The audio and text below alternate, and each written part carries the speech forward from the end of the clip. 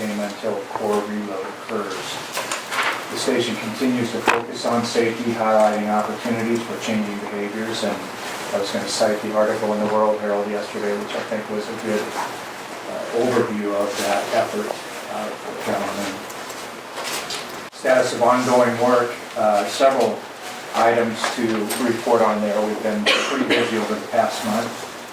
Substation returned the 13.8 kilovolt P1 transformer to service, which provides an additional power supply for plant security and emergency planning equipment. The transformer had been out of service since August when it had failed.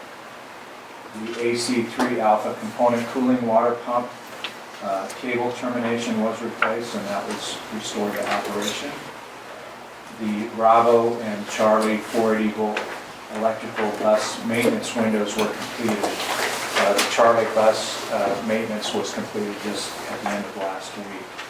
So all the 480 bus work has been completed as of this date. And there are 3 of those, Alpha, Bravo, and Charlie. The AC-10 Alpha raw water pump foundation bolts were replaced and the pump was returned to service on the 7th of December. And we are working on wrapping up work on the Charlie raw water pump. Work is targeted to be completed on December 16th.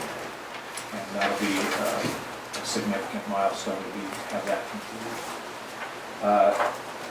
Currently, we are working on the Bravo intake structure cell, working on Bravo circulating water pump, doing some maintenance there, and getting that ready so that we can start work on the 4160 bus, electrical bus in the plant. Diesel generator number 2 maintenance began on Monday this week and is targeted to go to the 18th. All the new spooling pieces for the chemical volume control system piping replacement project have been welded, and we're working on radiography of the welds. That is in progress as we speak. Recall that we had a board action item to bring in a specialty welding company to do that work. Estimated completion for that project is late this month. And then initial testing of the removed containment electrical penetration feed-through was completed, and that testing was successful. We are looking at several paths forward.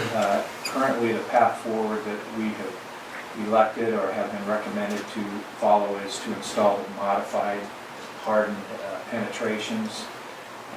That again was presented to the board in September, and we approved that. Testing of those modified penetrations will occur concurrent to the installation. With regards to containment internal structure analysis, the results of the modeling that continues will determine the scope and the design change needed. We do have a blended team of Exelon and O.P.P.D technical people that are headed out to meet with the NRC tomorrow to discuss path forward on that work. You've probably read about the river levels and the decreasing flows from the Corps. We have been in constant communication with the Corps of Engineers, Russ Baker. We talk to them regularly. We had a conference call with them last week. They have reduced the Gavin's Point discharge to 14,000 cubic feet per second. And as of this morning, the river level at Fort Calhoun is 982.11. This impacts all our power plants that are located on the river, obviously, and we've been taking action to dredge in front of Nebraska City and North Omaha where possible. But at North Omaha, we're keeping a watch every shift on river levels, and we're in communication with the NRC and, as I mentioned earlier, the Corps of Engineers. So you mean at Fort Calhoun you're doing that? You said North Omaha, you mean Fort Calhoun? As far as all the plants, yeah, right. you're doing. But we haven't elected to dredge in front of Fort Calhoun. So you haven't dredged through Fort No, Calhoun? just North Omaha. They just pumped 24 water units. And it's okay for Fort Calhoun right now, it's okay? So Right now, as far as it's the new dredge? That's a lot. Yeah. We did conduct a recovery management review meeting with Exelon senior officials on December 5th, and that's more or less a challenge meeting to review schedule and different operating parameters, safety and human performance. That was conducted. Could you expand that a little bit? I thought it was pretty impressive when you told me the amount of people who came in for that meeting and the challenge. Yeah, that's a call it a routine meeting that Exelon holds. It's a standard that they enforce with all their fleet. They bring in senior executives from the home office. Mike Basilio is the president of Exelon Nuclear. He is in attendance. Their head technical person, Joe Grimes, comes, our head engineering person, and then Susan Randolph, who Luke Wotaposse reports to, is also present. And they'll also bring a licensing vice president, Keith Jury, and depending on the flavor of that month meeting, they may bring in some other subject matter experts at a high level. And through that meeting, they not only challenge the site, but they'll also offer recommendations and corporate support on how we can move things forward. It's a pretty intense meeting. It's a lot more support than we've gotten before, and I think it's a real plus for that. It's the main reason, one of the main reasons we got the excellent contract, Right. is to have that kind of corporate support. So it's Right. immediate.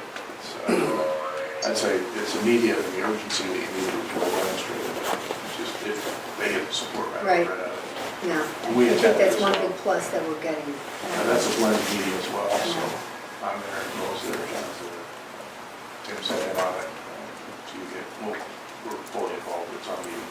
Right. Thank you. I just thought that was important to share with everyone. On the regulatory front, the MC 0350 checklist inspections continue. As I mentioned, well, I didn't mention this earlier, the meeting that was canceled, the drop-in meeting with NRC commissioners, that was to be held, I believe, around the 1st of December, Hurricane Sandy hit. Maybe that was, no, might have been end of October. Anyway, that's been set for January 8th in DC. The first week of the NRC safety culture inspection begins January 14th, and the first week of the NRC operations readiness inspection begins April 8th. This date is tentative and tied to Plant E. And finally, to reiterate the Fort Calhoun focus continues to be on the mission, which is safe, event-free, cost-effective nuclear production of electricity, and a vision for safe and efficient restart of the plant and achievement of sustained excellence. And that concludes my report. John, could you go back just a couple of Sure. dates? Did I hear April 8th? Yes. And that is the, NRC operations readiness inspection. That's going to be tied to our deal before eating up earlier, that'll come earlier than that. Again, that's a tentative. It's a placeholder that was put in okay, place. it's a We 10. anticipate, So it's a target, but not necessarily if things move along as they should. they'll be, that's actually part of the inspection, they'll watch us operate after we actually are operating. So they'll watch our first initial rounds, the first period of time that we're operating. Any other questions? Public information, director of public.